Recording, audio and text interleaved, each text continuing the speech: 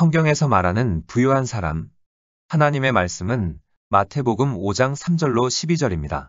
심령이 가난한 자는 복이 있나니 천국이 그들의 것이며 애통하는 자는 복이 있나니 그들이 위로를 받을 것이며 온유한 자는 복이 있나니 그들이 땅을 기업으로 받을 것이며 의에 줄이고 목마른 자는 복이 있나니 그들이 배부를 것이며 긍휼히 여기는 자는 복이 있나니 그들이 긍휼히 여김을 받을 것이며 마음이 청결한 자는 복이 있나니 그들이 하나님을 볼 것이며 화평케 하는 자는 복이 있나니 그들이 하나님의 아들이라 일컬음을 받을 것이며 의를 위하여 핍박을 받은 자는 복이 있나니 천국이 그들의 것임이라.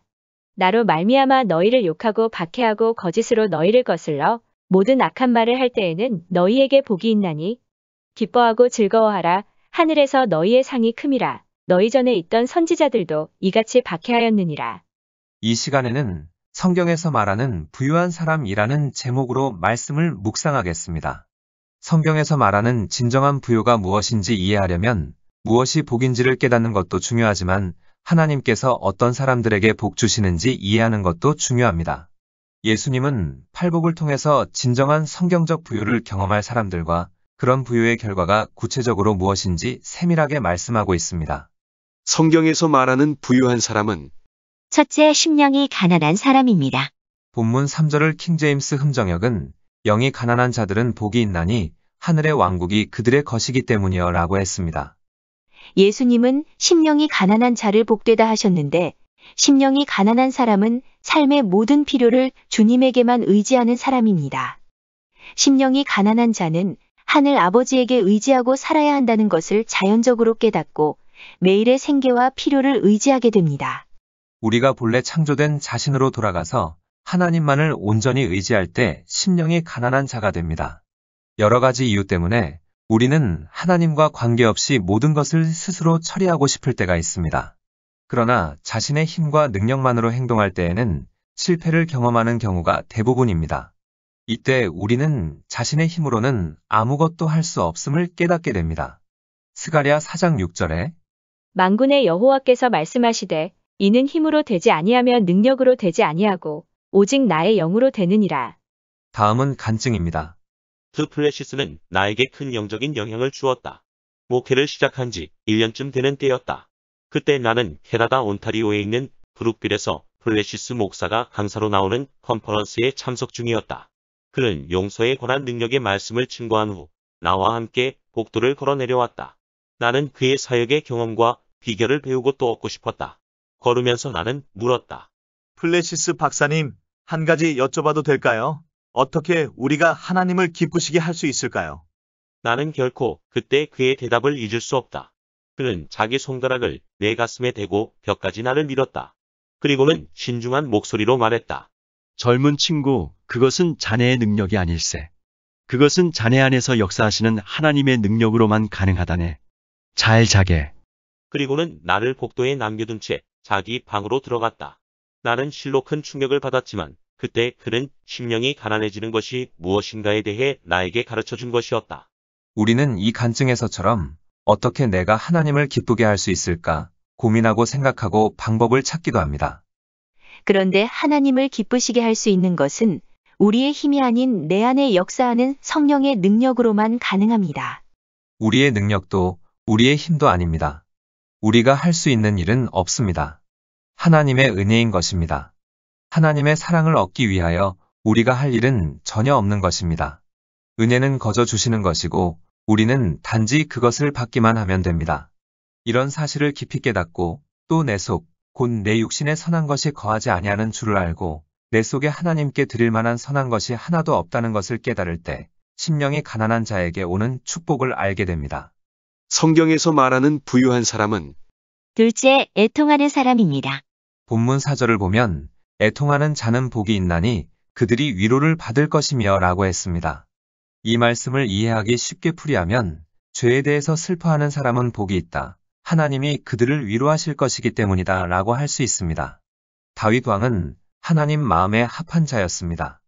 하나님과 개인적 만남을 가졌던 다른 사람들처럼 다윗은 전능하신 하나님의 온전함과 완전함에 비추어 볼 때 자신의 의가 전적으로 무가치하다는 것을 정확하게 알고 있었습니다. 진실로 하나님을 만나게 되면 우리의 열심은 하나님보다 앞서지 않게 되고 남의 평판도 의식하지 않게 됩니다. 오히려 자신의 죄를 깨끗게 하고 용서받으려는 길을 찾으려 합니다. 이런 예를 시편 40편 11절로 13절에 나타난 다윗의 영적 부르짖음에서 볼 수 있습니다. 여호와여 주의 긍휼을 내게서 거두지 마시고 주의 인자와 진리로 나를 항상 보호하소서. 수많은 재앙이 나를 둘러싸고 나의 죄악이 나를 덮치므로 우러러볼 수도 없으며 죄가 나의 머리털보다 많으므로 내가 낙심하였음이니이다. 여호와여 은총을 베푸사 나를 구원하소서. 여호와여 속히 나를 도우소서. 다윗은 죄에서 구원받기 위하여 애통하며 부르짖었습니다. 이런 다윗의 외침은 아버지 하나님의 마음을 움직였습니다. 누가복음 18장 9절로 14절을 보면 바리새인과 세리의 비유가 기록되어 있습니다. 또 자기를 의롭다고 믿고 다른 사람을 멸시하는 자들에게 이 비유로 말씀하시되 두 사람이 기도하러 성전에 올라가니 하나는 바리새인이여 하나는 세리라. 바리새인은 서서 따로 기도하여 이르되 하나님이여 나는 다른 사람들 곧 토색, 불의, 간음을 하는 자들과 같지 아니하고 이 세리와도 같지 아니함을 감사하나이다. 나는 일해에 2번씩 금식하고 또 소득의 11조를 드리나이다 하고 세리는 멀리 서서 감히 눈을 들어 하늘을 쳐다보지도 못하고 다만 가슴을 치며 이르되 하나님이여 불쌍히 여기소서 나는 죄인이로소이다 하였느니라. 내가 너희에게 이르노니 이에 저 바리새인이 아니고 이 사람이 의롭다 하심을 받고 그의 집으로 내려갔느니라. 무릇 자기를 높이는 자는 낮아지고 자기를 낮추는 자는 높아지리라 하시니라. 바리새인은 기도할 때에 자기를 바라보는 사람들에게는 깊은 감동을 주었지만 하나님을 감동시키지는 못했습니다. 오히려 하나님이여 불쌍히 여기소서 나는 죄인이로소이다 라고 하늘을 우러러보지도 못하고 자신의 죄를 자복한 세리는 하나님의 마음을 움직였습니다. 이 원리는 지금 이 순간도 동일합니다. 이것이 바로 예수께서 죄에 대하여 슬퍼하는 자는 복이 있다 라고 말씀하신 참 의미입니다. 예수님은 감정적이거나 육체적인 슬픔을 원하시는 것이 아닙니다. 예수님이 원하시는 슬픔은 주님 앞에서 깨어진 마음을 갖는 영적인 슬픔입니다. 다윗은 또한 상하고 통회하는 마음을 주께서 멸시치 아니하리이다 라고 말했습니다. 시편 51편 17절에 하나님께서 구하시는 제사는 상한 심령이라. 하나님이여 상하고 통회하는 마음을 주께서 멸시하지 아니하시리이다. 다윗은 통회자복했으며 죄로 인해 깨어진 마음이었던 것입니다. 우리는 애통할 때 진정한 마음으로 예수님의 형상을 닮아가는 삶을 기대하고 갈망하게 됩니다. 우리가 하나님의 삶에 반한 성격이나 습관에 맞설 때 성령께서는 우리들의 깨어진 곳에 평안을 주심으로 우리를 부욕해 하시며 예수님의 인격과 닮지 않는 부분들은 우리의 주요 구세주이신 그리스도의 인격을 닮아가도록 인도하십니다. 이것이 바로 부요입니다. 죄를 짓거나 다른 사람에게 상처를 주었을 때 또는 하나님 앞에서 부끄러울 때 세상의 돈으로 이러한 사실을 없애거나 시간을 돌려놓을 수는 없습니다. 스스로를 용서한다고 해서 어쩔 수 없었다거나 충분히 일어날 수 있었던 일이라고 변명한다고 해서 해결될 일이 아닙니다. 필요한 것은 오직 하나님만이 주실 수 있는 용서에 대한 보증입니다. 이 용서는 아무 때고 하나님께 구하기만 하면 상한 심령과 함께 옵니다. 다윗이 기쁨으로 외쳤던 이유가 여기에 있는 것입니다. 시편 32편 1절로 2절과 5절로 6절에 허물의 사함을 받고 자신의 죄가 가려진 자는 복이 있도다. 마음에 간사함이 없고 여호와께 정죄를 당하지 아니하는 자는 복이 있도다. 내가 이르기를 내 허물을 여호와께 자복하리라 하고 주께 내 죄를 아뢰고 내 죄악을 숨기지 아니하였더니 곧 주께서 내 죄악을 사하셨나이다. 이로 말미암아 모든 경건한 자는 주를 만날 기회를 얻어서 주께 회개할지라. 진실로 홍수가 범람할지라도 그에게 미치지 못하리이다. 성경에서 말하는 부유한 사람은 셋째, 온유한 사람입니다. 본문 5절을 현대인의 성경은 유순한 사람들은 행복하다. 그들은 땅을 물려받을 것이다 라고 번역했습니다. 온유함은 소심함이나 연약함이 아닙니다. 집에서 길들여진 애완동물과 같이 조용한 것을 의미하는 것이 아닙니다. 그것은 자유롭고 적극적이며 그리고 명확한 자기 표현의 삶을 의미합니다. 자기의 삶을 하나님께 드리고 하나님의 계획을 생각하며 하나님의 뜻을 자기의 뜻으로 만들고자 하는 태도를 의미합니다. 예수께서 가르치신 온유함은 하나님께 순종하고자 하는 깊은 갈망과 강한 믿음의 표현입니다. 그러므로 온유할 때에 하나님께서 주신 소명을 견고히 붙들 수 있습니다. 온유한 사람은 인위적으로 자신의 지위를 높이거나 자신의 이익을 도모하거나 자기를 방어할 필요를 못 느낍니다. 온유한 사람은 자신이 하나님의 뜻 안에서 살 때에 안전하다는 것을 알기 때문에 하나님의 뜻 안에서 살려고 몸부림치게 되고 하나님은 이러한 사람을 보호하시고 높이시며 축복하시는 것입니다. 민수기 12장을 보면 온유함에 좋은 예가 있습니다.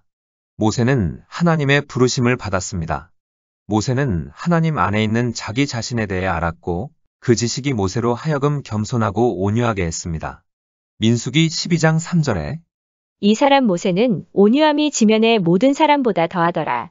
반면에 모세의 누나와 형인 미리암과 아론은 자기들이 과소평가받고 있고 능력보다 낮은 대접을 받고 있다고 여겼습니다. 그들은 그들의 문제를 하나님께 가져가지 않고 스스로 해결하여 높아지려고 했습니다.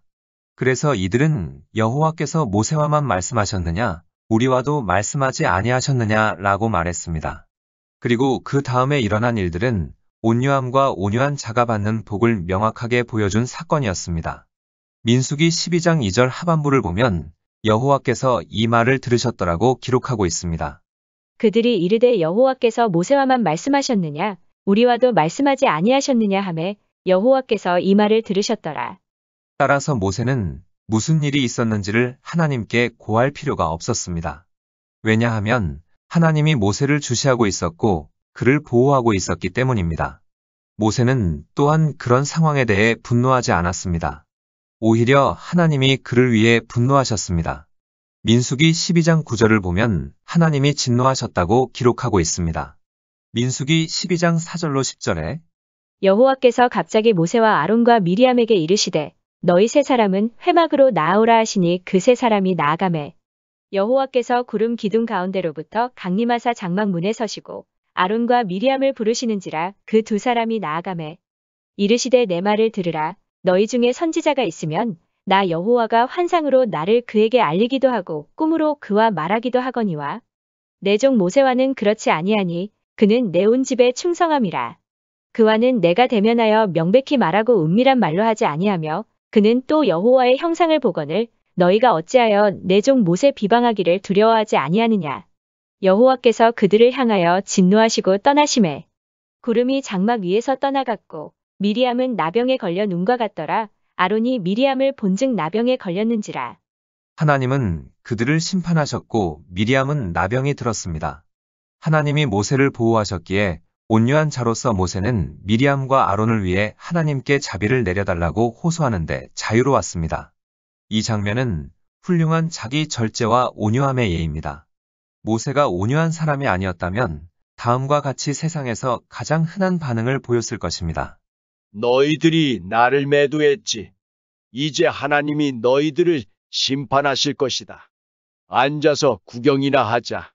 그러나 모세는 하나님께 나아가 제발 미리암을 고쳐주세요 라고 기도하며 온유함의 능력을 보여주었습니다.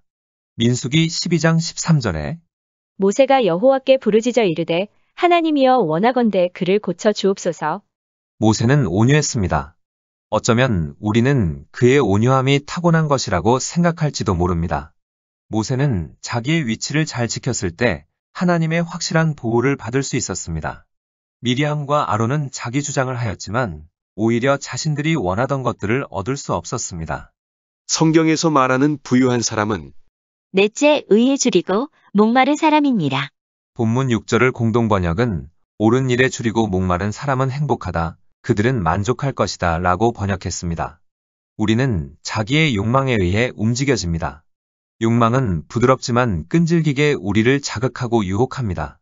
세상에는 수많은 종류의 욕망과 그에 따른 격렬함이 있습니다. 그러나 모든 종류의 욕망은 한 가지 공통점을 가지고 있습니다. 그것은 결코 만족될 수 없다는 것입니다. 어떤 욕망이 한번 충족되고 나면 또 다른 욕망으로 바뀌게 됩니다. 사람들은 대개 더 많은 것, 더 많은 관계, 더 많은 성취를 하면 행복할 것이라고 생각합니다. 그러나 그것은 소유할 수 없는 것이기에 사람들은 만족할 줄 모르게 되고 또한 많은 세월을 소비하게 됩니다. 그것을 결국 얻었다 해도 그때는 자기가 바라던 것이 아님을 깨닫게 됩니다. 그래서 또 다른 것을 찾게 되는 것입니다. 욕망은 끝이 없기에 성경은 자족하는 마음을 가지라고 강조합니다. 디모데전서 6장 5절로 6절에 악한 마음을 품고 다투는 사람들은 이미 진리를 잃어버렸으며 하나님을 섬기는 일을 돈 버는 수단으로 생각하고 있습니다. 지금 가지고 있는 것에 만족하는 것은 경건에 큰 도움이 됩니다. 진실로 축복받은 사람은 자기의 욕망이나 자기가 옳다라고 생각되는 것을 추구하기보다는 하나님 보시기에 옳은 일을 추구합니다. 한 발 더 나아가 하나님만을 갈망하게 되므로 참된 만족을 누리게 됩니다. 성경에서 말하는 부유한 사람은 다섯째, 자비로운 사람입니다. 본문 7절을 세번역은 자비한 사람은 복이 있다. 하나님이 그들을 자비롭게 대하실 것이다 라고 했습니다. 누구나 주님을 인격적으로 만나게 되면 주님이 우리에게 오셔서 베푸신 그 큰 용서로 인해 감격합니다. 주님을 만나는 순간 영광스러운 변화가 우리 안에 일어나는 것입니다. 그래서 주님의 사랑과 자비를 깨닫거나 경험하게 되면 다른 사람에게 자비를 베풀기 시작하는 것은 자연스러운 일입니다. 용서해 주는 사람이 되고 하나님의 본성을 담게 되고 사랑이 넘치고 친절한 사람이 됩니다. 성경은 말하고 있습니다. 마태복음 10장 8절에 너희가 거저 받았으니 거저 주어라. 우리는 화해의 대사로서 다른 사람들에게 주님의 실제적인 모습이 되는 것입니다. 고린도후서 5장 20절에 그러므로 우리가 그리스도를 대신하여 사신이 되어 하나님이 우리를 통하여 너희를 권면하시는 것 같이 그리스도를 대신하여 간청하노니 너희는 하나님과 화목하라. 자비로운 자는 자비를 오히려 더 받는 놀라운 부유의 복을 경험하게 됩니다. 이들의 순종으로 인하여 구세주로부터 자비를 받을 뿐만 아니라 이들의 자비를 입었던 주변 사람들로부터도 자비를 받게 됩니다. 성경에서 말하는 부유한 사람은 여섯째, 마음이 청결한 사람입니다. 본문 8절을 세번역은 마음이 깨끗한 사람은 복이 있다. 그들이 하나님을 볼 것이다 라고 했습니다. 킹제임스 흠정역은 마음이 순수한 자들은 복이 있나니 그들이 하나님을 볼 것이기 때문이여 라고 했습니다. 예수님이 말씀하신 청결함은 단지 외적으로 나타난 종교적인 모습 이상의 것입니다. 청결함이란 마음의 가장 깊은 곳에서 흘러나와야 하며 우리 인격의 핵심을 주도합니다. 청결한 마음을 가지게 되면 우리 삶의 최고 관심사가 하나님 아버지를 기쁘시게 하는 데 있게 됩니다. 주님 앞에서 순전해지려는 정열을 가지고 거룩한 삶을 살 때 그 마음에 청결함이 깃들게 되는 것입니다. 거룩함에 갈급해 있으면 하나님 보좌 앞으로 더욱 가까이 이끄소서라고 기도하게 됩니다. 이런 거룩함에 대한 갈증이 청결함이며 이런 마음은 하나님에 대한 진실된 감사의 표현으로 나타납니다. 즉 구원의 은혜에 깊이 감사하게 됩니다. 마음이 청결한 자는 하나님을 보게 되는 특별한 복을 즐거이 여깁니다. 마음이 청결한 자는 주 예수를 통하여 하나님과 얼굴을 대면하는 복을 받게 되며 영원 속에서 하나님 앞에 서게 되는 복을 받는 사람입니다. 성경에서 말하는 부유한 사람은 일곱째, 화평케 하는 사람입니다. 본문 9절을 세번역은 평화를 이루는 사람은 복이 있다. 하나님이 그들을 자기의 자녀라고 부르실 것이다 라고 했습니다.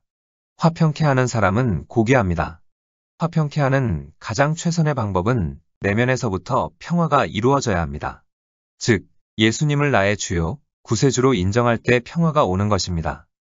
성경적 부요를 체험한 화평케 한 사람이란 하나님을 잃어버리고 고통받는 사람들을 하나님과 화해시키며 그 일을 최고의 목표로 삼는 사람들을 의미합니다.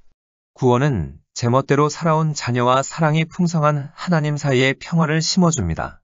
특별히 하나님은 화평케 하는 자들에게 자녀라고 일컬음을 받는 복을 허락하셨습니다. 주 예수를 믿게 하는 전도의 일에 힘쓰는 사람들 또는 하나님의 백성 중에 잘못된 길로 가고 있는 사람을 바른 길로 인도하는 사람들의 삶에는 능력이 있습니다. 이들의 삶에는 깊이가 있고 영혼이 끌리는 맛이 있으며 언어에도 힘이 있습니다.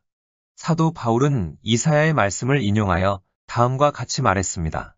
로마서 10장 15절에 아름답도다 평화의 복음을 선포하는 자들의 발이여.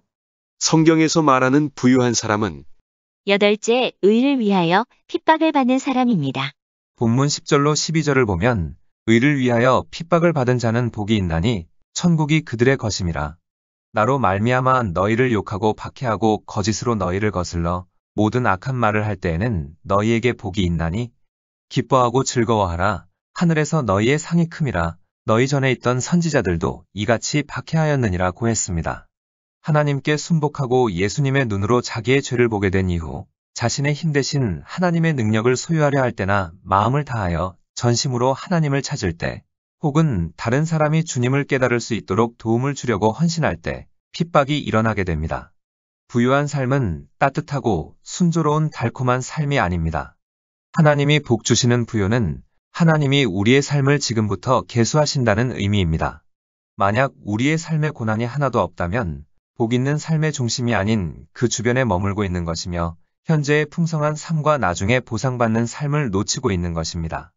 부유한 삶이란 어려움이 없는 것이 아니라 현재의 고난으로 인해 후에 커다란 상급을 받는 것을 의미합니다.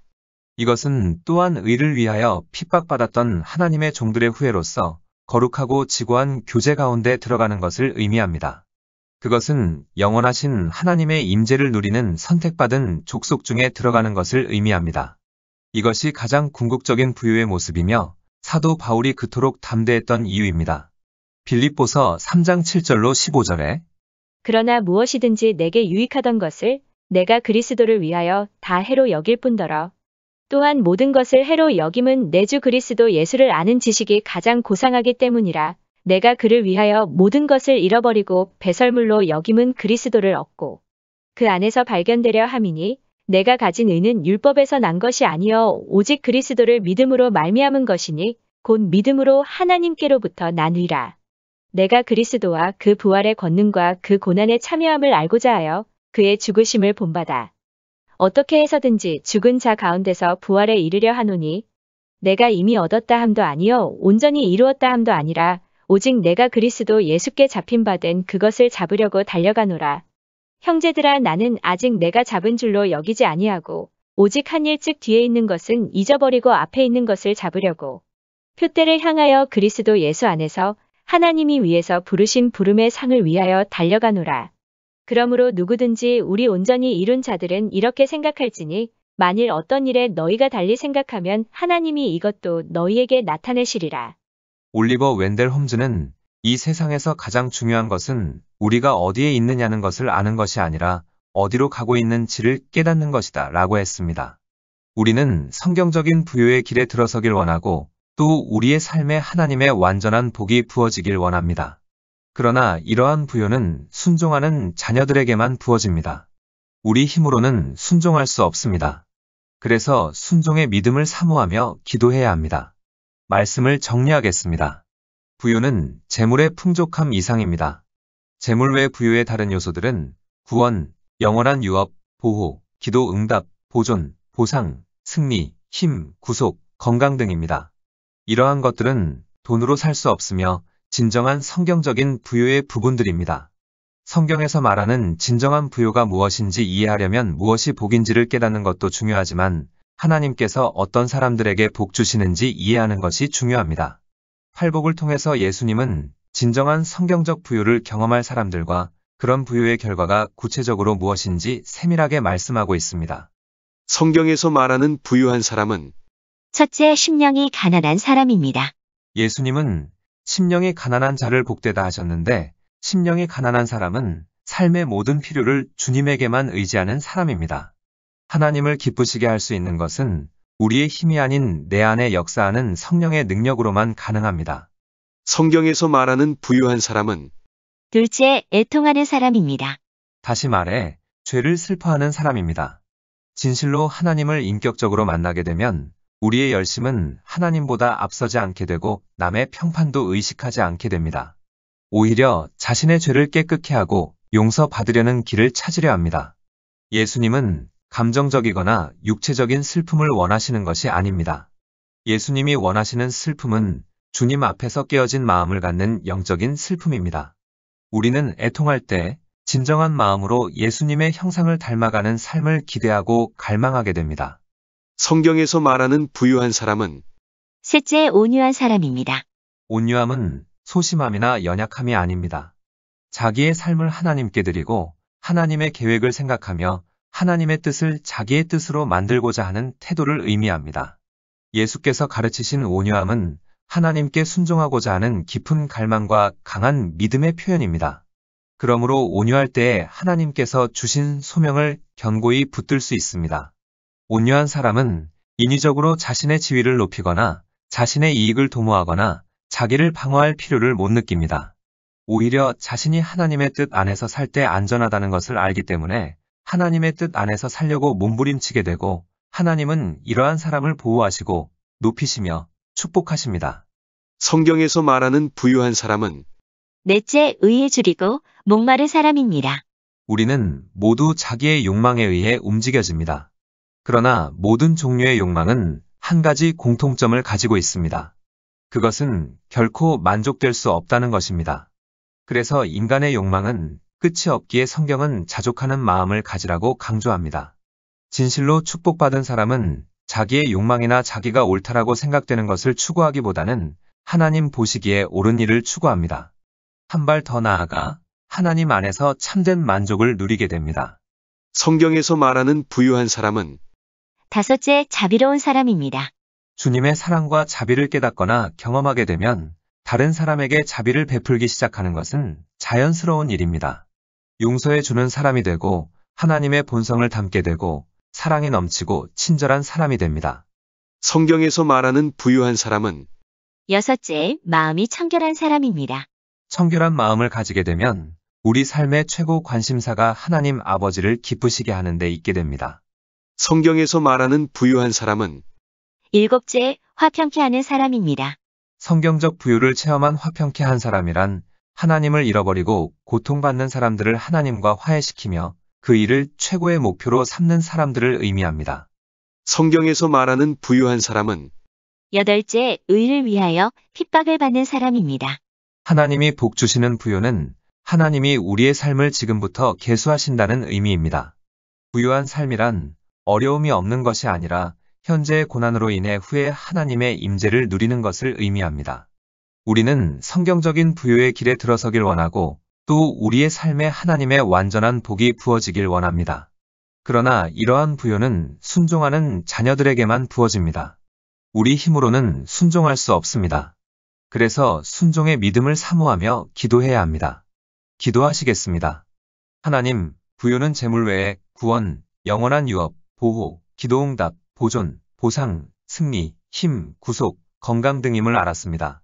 물질적인 것뿐만 아니라 돈으로 살 수 없는 진정한 성경적인 부유를 누리는 우리 모두가 되게 하옵소서. 삶의 모든 필요를 주님에게만 의지하는 심령이 가난한 자가 되게 하시고 죄를 슬퍼하는 자가 되게 하시며 자신의 삶을 하나님께 드리고 하나님의 계획을 생각하며 하나님의 뜻을 자신의 뜻으로 만드는 온유한 자가 되게 하옵소서. 또 하나님 보시기에 옳은 일을 추구하고 하나님만을 갈망하는 자가 되게 하시고 자비롭고 사랑이 넘치고 친절한 사람이 되게 하시며 하나님 아버지를 기쁘시게 하는 자가 되게 하시고 하나님과 사람 사이를 화평케 하는 자가 되게 하시고 의를 위해 핍박받을 때에 하나님의 임재 안에 거하는 자들이 되게 하옵소서. 예수님의 이름으로 기도드립니다. 아멘. 하나님께서는 내 형편이 어떠하든 내 신분이 무엇이든 무슨 죄를 지었든 변함없이 나를 사랑하십니다.